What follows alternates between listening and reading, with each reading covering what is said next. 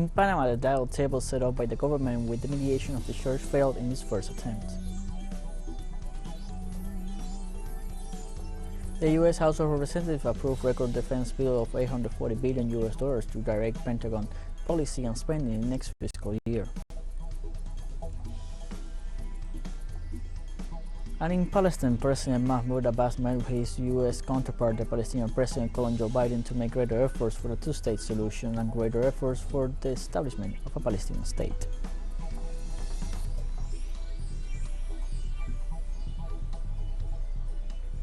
Hello, welcome to From the South. I'm Luis Alberto Matos from the TeleSUR studios in Havana, Cuba. We begin with the news. In Panama, the dialogue table set up by the government with the mediation of the church to seek an agreement with the organizations convening the protest so as to alleviate the current situation in the country has failed in its first attempt. The protests continued this Thursday until nightfall, while some sectors sat down with the representatives of the executive. The majority of the alliances that coordinate demonstrations against the high cost of living and corruption have rejected the ways they say the government of President Laurentino Cortizo has imposed for dialogue. They question the unilateral decision concerning mediator date and place, and they have reiterated that dialogue is important but that it is necessary to reach a consensus on the conditions of the space. Luis Sanchez, representative of the Teachers Union in the National Alliance of the United Peoples, ANADEPO, said that what happened this Thursday has been an eye-with-eye dialogue.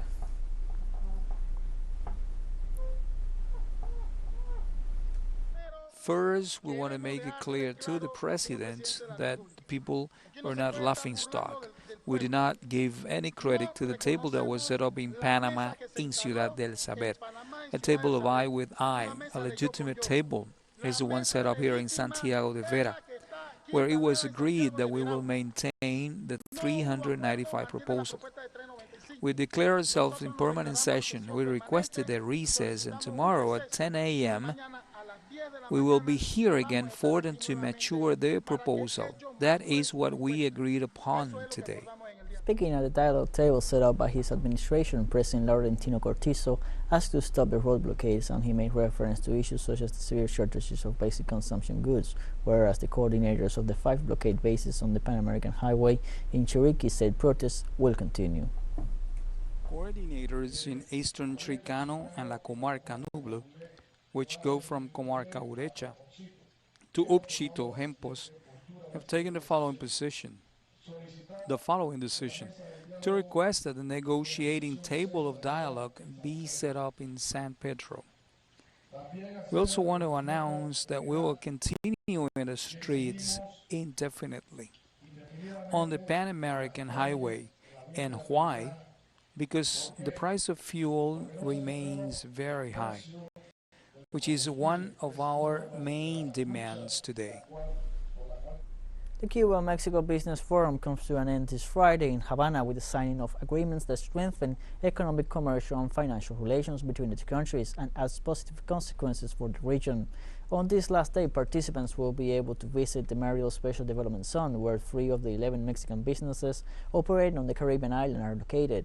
During the conference, the Cuban Minister of Foreign Trade and Foreign Investment, Rodrigo Malmierca, highlighted food production as a priority for capital investment as well as productive change. For his part, Antonio Carracate, president of the Cuban Chamber of Commerce, assured during his speech at the meeting that there is trust and identity between Cuban and Mexican businessmen.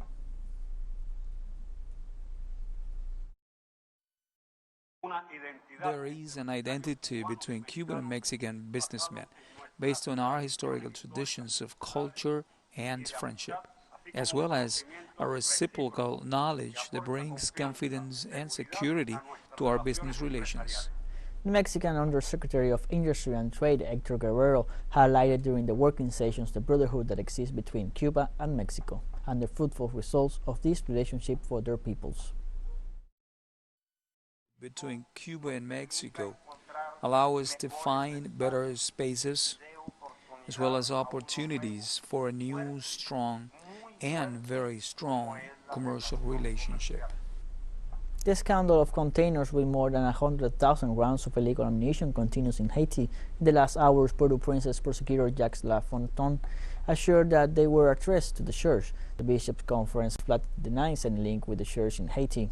The shipment arrived at customs from Florida and consists of bullets and magazines for large caliber assault rifles. The prosecutor pointed out that Gina Goals was the consignee and is also the representative of the religious institution. However, in a statement, the Bishops' Conference assures that only the bishop and in his absence, the president of the diocesan committee are the only ones with authorities for a customs tax exemption, and they have not made any. The prosecutor's office has issued an arrest warrant for Rolls, who has not yet been located and is still investigated.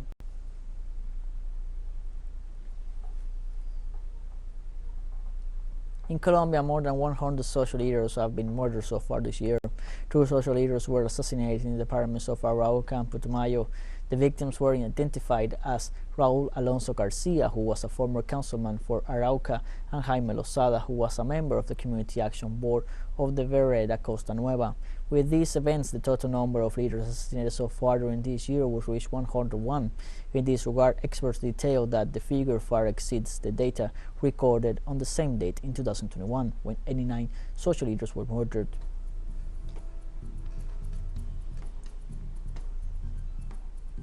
We'll take a short break now. Join us again after this.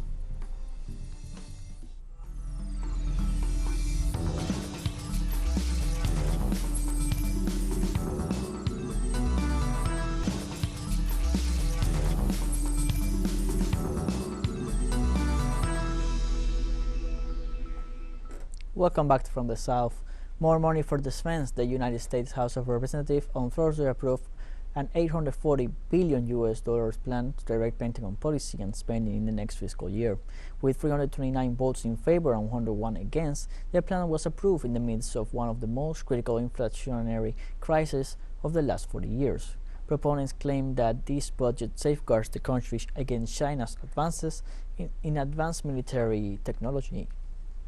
The proposal also provides $1 billion more in military support for Ukraine, with a specific call for the Defense Department's Inspector General to report every 6 months on how that aid is being spent. Now the bill travels to the Senate, where a new version will be approved for another vote in both chambers in a few months.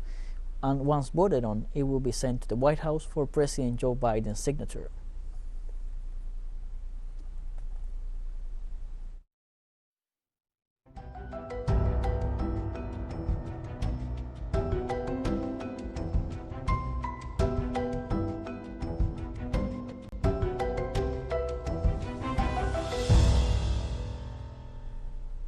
Hundreds of Moroccan firefighters and soldiers battled to put out at least 4 fires ripping through forests in the north of the kingdom, implying evacuation of nearly 500 families in the province of Larache and Taza.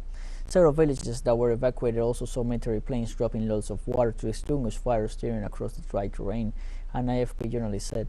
Shocked by how fast the flames were spreading, residents fled their homes, with some families herding their cattle. Since Wednesday night, at least 1,000 hectares of forests have been burned down in Larache and Kazan, according to initial reports, leaving burnt trees smoldering under a sky blanketed by plumes of smoke.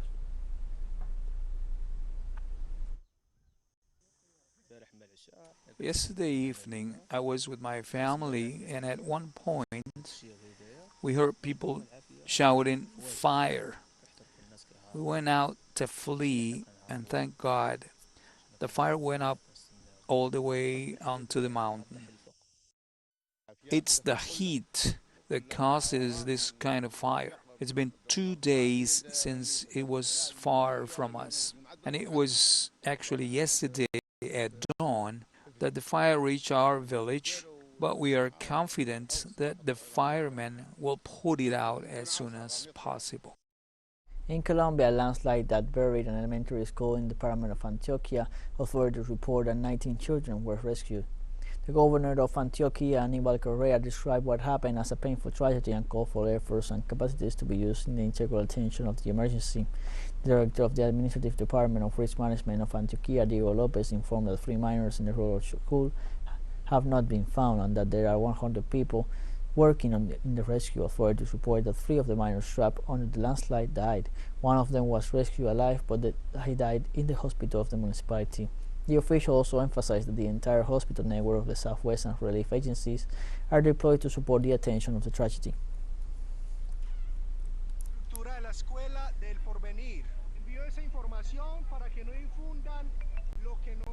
Peru fishing community struggles to survive 6 months after an oil spill. Called an ecological disaster by the Peruvian government, the spill occurred on January 15th while the Italian-flagged tanker Mare Doricum was unloading crude oil at La Pampilla refinery in Ventanilla, owned by the Spanish oil company Repsol. The company attributed the event to the agitation of the sea due to a volcanic eruption in Tonga on the other side of the Pacific. The black slick of crude oil was swept northward by ocean currents up to 140 kilometers from the refinery, causing the death of an undetermined number of fish, birds, and marine mammals. The spill affected more than 700,000 inhabitants and forced the closure of some 20 beaches in the middle of the austral summer. This left fishermen, restaurant owners, and employees, people who rented umbrellas on the beaches, and those who sold food or soft drinks to bathers without income.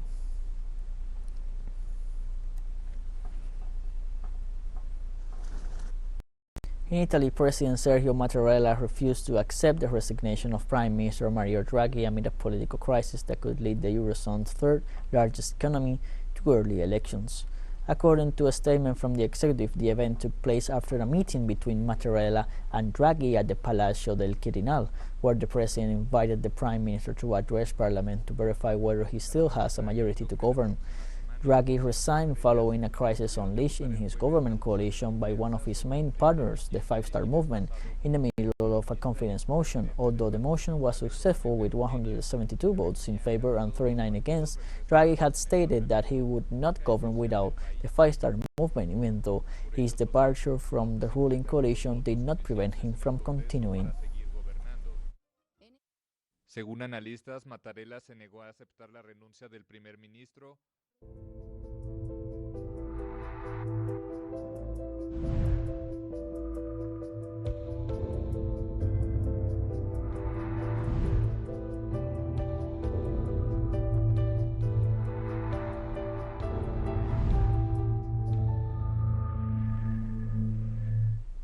Data from the World Health Organization and the United Nations Children's Fund have revealed a drop in the percentage of vaccinated children. A report issued by both organizations relates misinformation conflicts and supply or continuity of care problems related to the COVID-19 pandemic as the reasons why. According to the report, in 2019 the vaccination percentage stood at 86%, but in 2021 it fell to 81%. The situation has given way to outbreaks of measles and polio in the last 12 months, and even high rates of malnutrition. UNICEF Executive Director Catherine Russell said that we are facing a serious red alert related to the health of our children.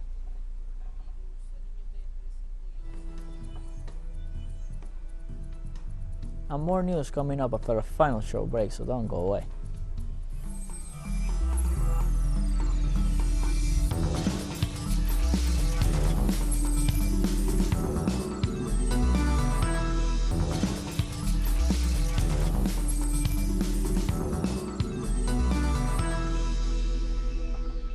Welcome back to From the South. The president of the Palestinian National Authority, Mahmoud Abbas, called on his U.S. counterpart Joe Biden to make greater efforts for a two-state solution and greater efforts for the establishment of a Palestinian state. During a press conference, the Palestinian leader reiterated the importance of re-establishing the foundations on which the peace process was based and called for a two-state solution. The proposal urges Washington to encourage Arab enlargement and normalization with the occupying Israeli regime. In the midst of Biden's visit to the region, he has been criticized by different peoples for reaffirming his support for the Israeli regime and seeking Saudi support in order to control the oil market.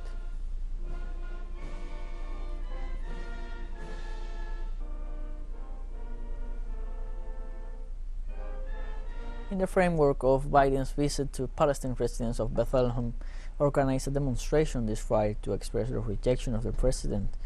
Demonstrators carried banners condemning Israeli settlement construction policy in Palestinian territories and demanding justice for the murder of journalist Shirin Abu Akleh in May during an Israeli military raid.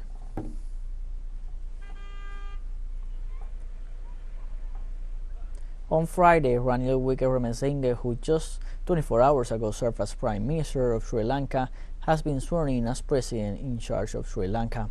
As soon as the legislature certified Gotabaya Rajapaksa's resignation, the former Prime Minister was sworn in by the Chief Justice early this morning.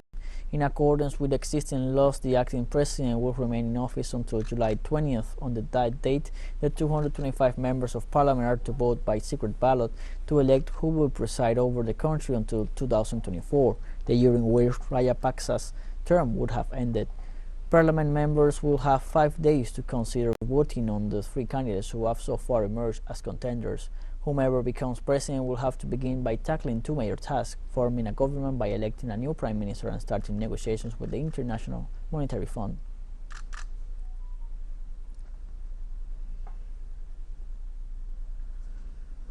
Protesters outside the Sri Lankan presidential office in Colombo welcomed the confirmation on Friday of President Gotabaya Rajapaksa's resignation. Amazing, the fact that it happened on the back of largely peaceful protests that just happened not in Colombo but across the country. And so in that sense, this is really an amazing moment. And it's not something that we would think, but obviously this is just the beginning, that there is a longer journey in terms of the kind of work that has to be done, not just to rebuild the economy, but to create public confidence in this political system. We are happy as a collective effort because the citizen struggle of Sri Lanka was participated by all the citizens of Sri Lanka. Therefore, even diaspora of Sri Lanka. All walks of people. Therefore, we are happy because we have come through a hard journey. The G20 Summit of Finance Ministers and Central Bank Presidents kicked off a few moments ago in the Indonesian capital, Bali. On the agenda, the global impact of the conflict in Ukraine and the need to tackle the energy and food crisis. For 2 days, financial experts will discuss solutions to the current global situation.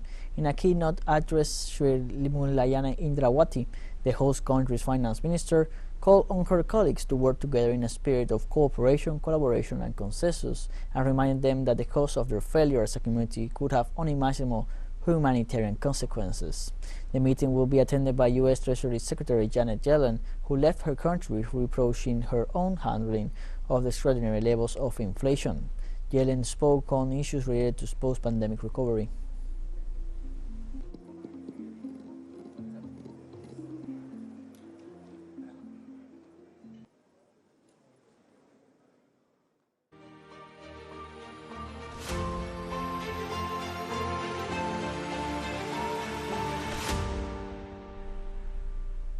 A few hours ago, the representatives of Lugansk in eastern Ukraine confirmed that they were attacked by Kiev with US-made HIMARS multiple rocket launchers.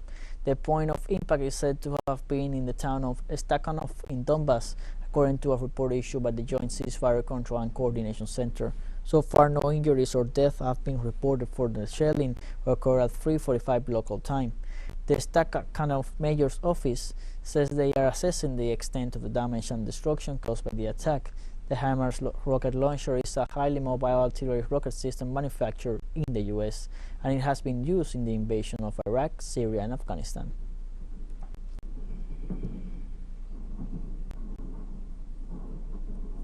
TeleSUR English continues to grow. Its signal now reaches Europe. You can order from your cable dealer or tune it yourself. These parameters that you see on screen are in place since July 1st, and quite soon further changes will be implemented for the signals in the Middle East and Africa. Now more than ever, the world connects to us and our stories are heard in other faraway nations. This news multi-platform will continue providing truthful content to oppose the hegemonic media's narrative and unfaithfulness to our audience.